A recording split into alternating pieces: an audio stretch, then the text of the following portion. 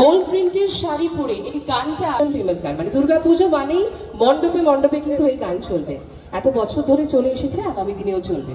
তো দুর্গাপুজোতে যখন এই গানটা চলে আমাদের কাছে কিন্তু আমাদের শিকড় উৎসবটাও একটা মহোৎসবের মতো।